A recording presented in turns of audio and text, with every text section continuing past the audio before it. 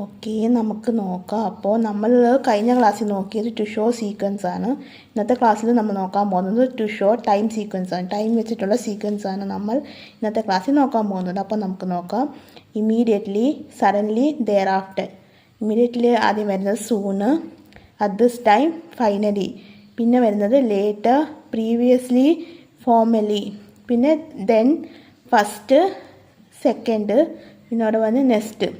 പിന്നെ വരുന്നത് subsequently, afterwards, later on. ഇപ്പോൾ ഇതിൻ്റെ എക്സാമ്പിൾ എങ്ങനെയാണ് വരുന്നത് നോക്കാം. I immediately did my home work when I arrived home. Then I watched A movie and subsequently I rote an article about it. ഇത് പറയുന്നത് നമ്മൾ ഇമ്മീഡിയറ്റ് ആയിട്ട് ഹോംവർക്ക് ചെയ്തു, വീട്ടിലെത്തിയപ്പോൾ തന്നെ ഹോംവർക്ക് ചെയ്തു. അത് കഴിഞ്ഞ് ഞാനൊരു മൂവി കണ്ടു. പിന്നെ അത് കഴിഞ്ഞിട്ട് സബ്സിക്വൻ്റ് ആയിട്ട്, അതായത് സഡനായിട്ട് ഞാൻ അതിനെ പറ്റിയുള്ള ആർട്ടിക്കൽ എഴുതി.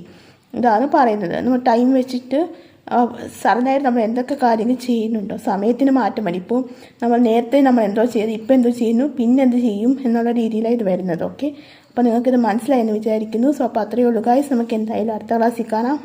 Bye guys.